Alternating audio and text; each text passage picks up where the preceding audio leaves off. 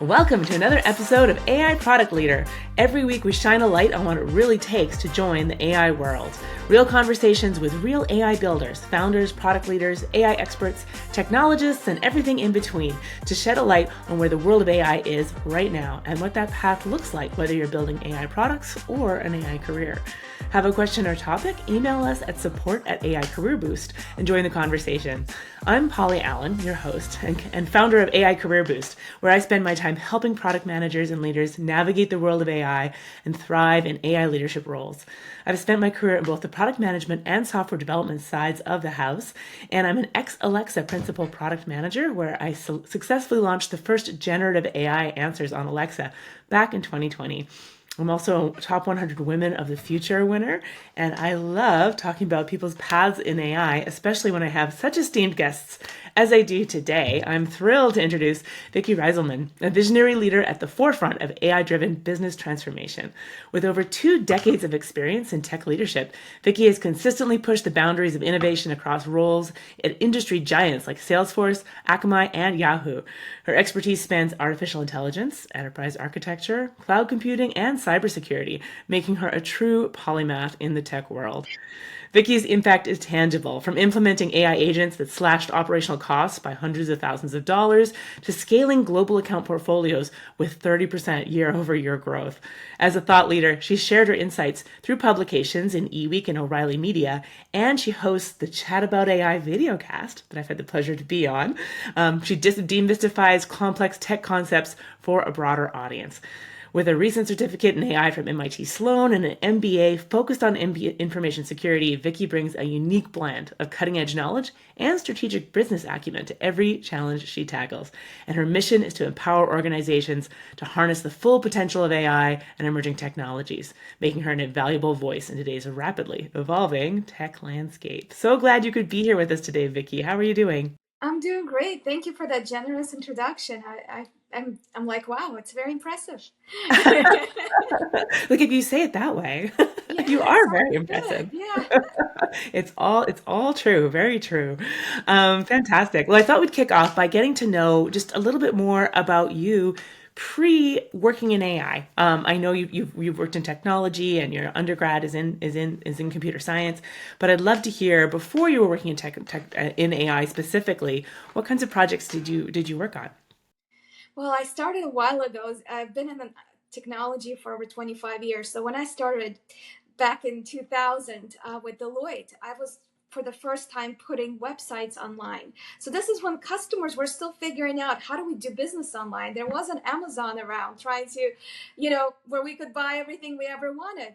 So we had to figure that out for Bank of America, many of the departments of state, and it was a very interesting introduction. We had a very unique group. And really allowed me to see the power of technology, what it's capable of, how it could actually accelerate a lot of the things that we now take for granted. An example was Bank of America. They wanted to sell fire engines, and it would take them 6 to 9 months to procure a fire engine to the government, which, by that point, so many fires would be out there. But by moving that transaction online, we could see an improvement of 2-week transaction instead of 6-month transaction. So that's when I started seeing the power of technology. And then I kind of moved into, like you said, into the internet, working for Yahoo, developing mobile devices and web experiences for recording your favorite shows. And now Akamai, really looking at security and internet and how do we make those transactions faster. I really see AI as an incredible opportunity to reimagine technology in a completely new way and do it at a speed that's completely different than we're used to. I think with internet, we had like 30, 40 years or so to get used to it. Well, with AI, I think what we're seeing is constant innovation with things coming around, every couple days. There's a new announcement. So the speed with which it will transform our world is so much faster, and I don't think we're prepared. Yeah, I know. It's crazy to look at just the pace of innovation. There's a new model, new models out every day, et cetera. It's really crazy. Well, now you're working at the forefront of it at Akamai Technologies, and I know you've done a lot of different angles of security, from whether it's the AI and cybersecurity angle or more conversational interfaces. What are some of your favorite projects that you've and most interesting projects you've worked on in AI? Well, for me, my initial one was actually done previously, and it was really around creating an AI agent for subject matter expertise. We have so much expertise out there. And so, how do we transform that human expertise and combine it with the AI intelligence? And so, building a subject matter agent using Google technology was really transformational. I realized how extensive the process is and how important it is to pick the right projects for what you're about to accomplish, because everyone's yelling about AI, but the question is not about AI. The question is, what is your business problem, and is AI the right solution for it? I think sometimes we're too fast to jump. We don't see the results we want. AI sometimes is hard to scale, so we kind of pull back. So really spending that time thinking through the requirements of the business problem is super critical. And to your mention about Akamai and security, you can imagine with all these AI agents running around doing all this work for us, the question becomes, how do they communicate? And they communicate with APIs. There's also a way for us to now look out for AI agents, you know, instead of just bots crossing our websites, collecting information.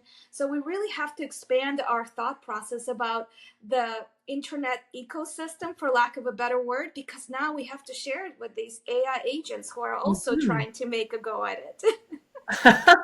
And you've used that term agents. I'd love to dive deeper into how do you define agents? Because I feel like it's being used all over the place in AI right now. What's the definition you use? For me, it's agent is essentially an it that yes, not a he or a she. It's so easy for us to give it a sex or a personality, right? I talk to Claude all the time, and he's an AI agent, and everybody's like, who's Claude? And I'm like, well, Claude is my assistant, and he's incredible, right? So now we give Claude this personality when it's a large language model. So to me, Claude is an AI agent that allows you to communicate using natural language to get specific information or to get specific tasks done. Now, there's a bigger ecosystem that's developing where agent to agent communication becomes important. So now Claude is not just talking to me, for example. Now Claude is actually interfacing with 10 other agents, trying to gather information and then output a specific result to me, who Yeah. is not in the middle of any of those transactions. Right, exactly. I think it's important in this discussion too to bring up there's this term agentic AI, right, that people are talking about. And it's like, okay, if I'm just using, say I'm chatting with Claude or OpenAI's GPT models, like, is that an agent, or does it have to have a little more quote unquote agency where it's actually got more autonomy to break down a goal into steps? Does it have to talk to other tools through APIs to be an agent? Is there a line you draw around that? I mean, that's a great point, right? We can define it as well as we want, but I feel like that definition will evolve all by itself, right? It's really hard to define it now because I don't think we can even imagine the possibilities that are about to come in terms of agent communication and actually doing stuff. One thing I discovered for myself, is, for example, it's not only enough to write to Claude using basic language, but you actually can put system commands in there. So I can put like Claude, search Google for term XYZ, and actually Claude will execute that. It will go to Google, it will run the command, give me the results of that search. And so for example, in Chat GPT and other GPT models, that system command actually takes precedence over my language command when it executes it. So now you're looking at something a lot more complex. If you think about math, right? There's this whole thing of order of operations. And when you have something in the parentheses, you know that you have to execute that first, and then you go outside of that, right? Even if you have multiplication or division, which might make more sense to do it first. So this is an interesting thing mathematically to me. because I didn't realize how these models execute these commands and the power of me actually programming these system prompts in addition to my prompts, which I find. So to answer your questions back to agentic enterprise, to me, that's an agent. If Claude can go out and search Google and give me information, to me, that's agentic. Yeah, gotcha. Because it's accessing external systems on your behalf, right? Exactly. Yeah. Totally going beyond just its own model.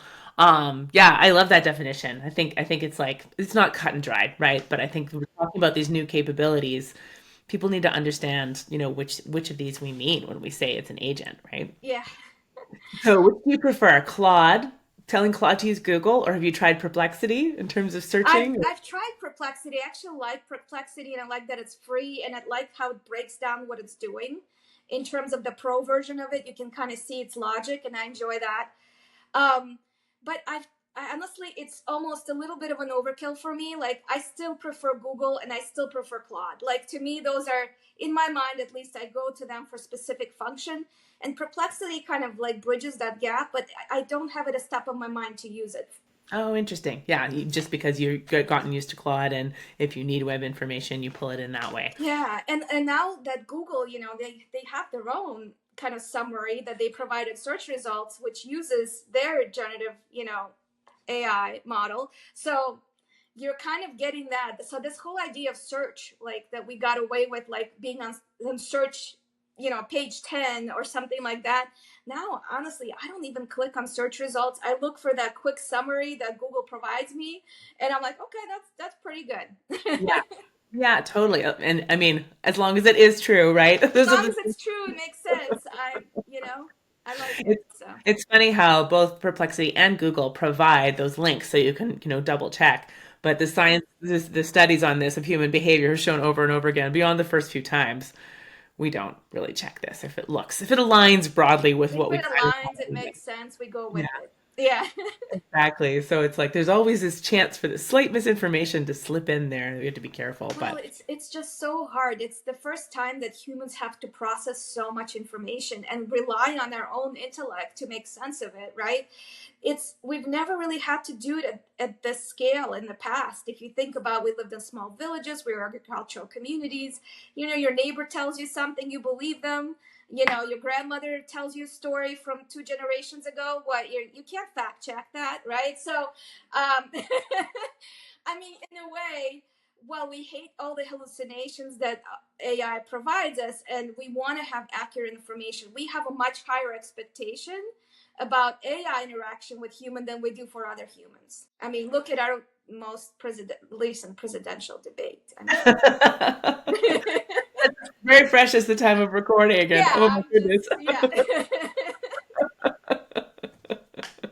Yeah, the live fact checking, it seems much more possible now than it was even the last debate, particularly well received.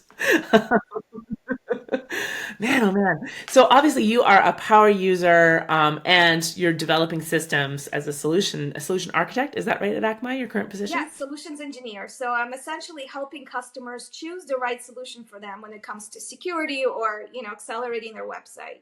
Oh, incredible. So when you were first getting started with AI, how did you make those first steps? Yeah, I think for me, I'm always about, I have a business problem. How do I solve it?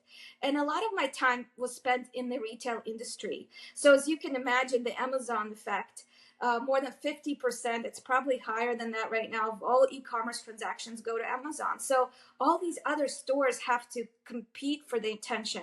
And the reason that I love, honestly, retail is because of this competition, they're willing to go above and beyond to try things that maybe others will kind of hesitate, like banks, for example. They're more risk averse, they will kind of hold off. So that allows me to at least to think about, how can AI be used for personalization, how can AI be used for contact center information. So there's so many more, or even, when you're talking about security, we're seeing so many scrapers right now where these stores compete against each other and they scrape each other's information using AI, very accurate AI, to pull all the prices, to pull the pictures. And so all these companies are struggling right now to manage this scrape bots, security issues, just so much competition. And so that actually provides kind of, it's not great, obviously, when you're losing market share, but it provides this right ground for innovation that maybe other industries can kind of take their time and not be in as much of a hurry. Yeah, yeah, totally. I think it's going to be interesting to see, which industries sprint forward. I was really shocked when ChatGPT first emerged to have so many people coming to me from banking, from healthcare, that it's the first time they've really had appetite to be like innovating. But I think it's because they detect like, wow, things that were not possible in the old paradigm are now a lot more possible, and we need to be on top of this to be competitive. So how do we balance the associated risks, the regulation that we're under, and actually taking advantage of this? And if Oh, you look at Gartner reports, like I did research on this, the two industries that stood out were government and manufacturing. They pull up AI Gartner reports more often than any others. And I was like, well, I don't know if it's because it's Gartner and it's enterprise, but I was surprised because those would not be the two industries I picked, kind of as top of mind. yeah. Well, I think it's a chance for industries maybe that were a little bit behind, almost to feel like they can catch up by kind of like, let's skip the long learning curve of the old hard AI that was maybe like required a little more ramp up. And now we have tools like these APIs available to us. What can we skip on that growth curve to actually get the benefit more quickly without necessarily having to ramp up a data science team or something internally, right? I don't know. But yeah, so as far as your journey, when you were first looking at this, like it can be intimidating, even for people with technical backgrounds, to really think about, okay, I've got these problems, as you were pointing out. I know that we want to use personalization, but how did you first start like digging into and learning about AI? So you know, I always learn from people. So great people like you, Polly. There are so many people out there learning and are way ahead of me in terms of understanding the space. And I honestly started the chat about AI videocast last year because I'm like, how do I learn? Well, I call up a friend, right? And so where do I find those friends that can tell me about AI? And so I started looking around on LinkedIn, people who were talking and having conversation. And I honestly just reached out to them. I said, hey, I'm learning about this. I have a video cast. Do you want to just come and chat with me for, 30 minutes? We'll record. And most people, they're very welcoming. They're like, sure, I'll do it with you. And I honestly learned so much because I had a professor from Georgia Tech who specializes in healthcare and AI, and he told me about this fire interface and the models that I came across in terms of predicting disease based on medicine, all these areas that I had so little familiarity with, but allowed me to expand my knowledge. So that's how I learned. I learned by talking to people. So that's the approach I took. And it makes it a lot less scary. Because if you open up documentation, even like Google documentation on AI, it changes every day. Literally, when I was working on the agent, we would open up Google site and there would be new documentation. They would rename the product to something else. And we're like, where are we? How do we do this? Is something changing? It's very hard to kind of connect the dots if you're not familiar. And so by having that, reference model, but just asking people questions and asking for help, I think for me, that was an easier way to get started. Oh, fantastic. I love that. Maybe we're both extroverts, but that idea of talking to people is so much more exciting. And often people have a way of bringing what they're talking to life, real examples of how this has been used, which is sometimes more relatable than like the math or the API Exactly. documentation. 100%. Oh, 100%. fantastic. That's really inspiring. And it's so inspiring to see how far you've come learning that way. Um, if you had to boil down your advice for people looking to start out in AI, digging into wanting careers building with AI, how would you summarize your advice for them? Just get started. There's so many free resources out there. There's deep learning, there's your academy, take the courses if that makes you more comfortable. Reach out to people on LinkedIn, connect with them. I strongly believe that your network is your gold. And when you come and you talk to people and you're like, I don't know anything about this, tell me more. Most people will be like, yeah, of course. And then the third is, of course, documentation. I mean, you can always get started with certifications like Google or Microsoft, pick Amazon. I mean, you can tell I'm on Claude fan. There's also Hugging Face. which allows you to play around with these models. There's so many free resources. So it's like, how do you learn? Pick the way and try it. You don't like it, pick something else. There's Just lots. try it. Just try it. Love it. I love it. I love the advice. That's fantastic. Thanks. And you've actually developed a resource for people starting out in AI too. Is that right? Can you tell us about Yeah, that? I put together as part of my kind of startup company, Mave Sparks. I put together an ebook to kind of get people started thinking about how they can get into this. There's a case study in there. There's also some links on how to do it. So I'm happy to share it for free here as part of this video cast. Oh, thanks. We'll be sure to share that in the show notes for our audience. Thank you so much. It's really generous of you. Um, awesome. Well, that we have one section left, one time for one last segment, and that is plugs. So, do you have anything you want to plug coming up, Vicky? Yeah, so please look at YouTube. I have a chat about AI videocast. It's youtube.com at chat about AI. There's also the ebook we'll share. There's an event that's coming up on O'Reilly where I'll share you how to use something like Claude for pre-sales and really figuring out how to do custom scenarios for your clients. And then there's also mavesparks.com. I have some resources there. And I'm always open on LinkedIn to connect and really just answer questions. I really love to give back to the community and have a discussion. Oh, thanks for your generosity, Vicky. And I do recommend both her video cast, her O'Reilly Yes, upcoming check out event. Polly's videocast. She has her own show there. It's a great one. That's right. I was even on an episode. We'll link to that too. Fantastic. From my end, I think we have one last masterclass coming up for the year. So I do a free masterclass monthly, The Path to AI Product Leader, and it's about the skills you need to lead and succeed AI projects without necessarily having to learn to program. I don't think that's the most necessary skill as an AI leader.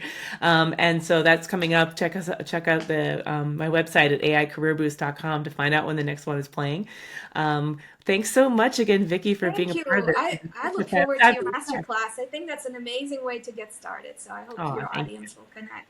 Oh, fantastic. And I hope they'll connect with you. Thanks again. This has Thank been a you. lot of fun. I really appreciate you coming on the show. Oh, That's it has another, been a great time. It went by so fast, so I it appreciate did. it. I'm like, are we done? I have more to say. Fantastic. Well, that's another episode of the AI Product Leader podcast. And we'll see you all again next week. Bye for now.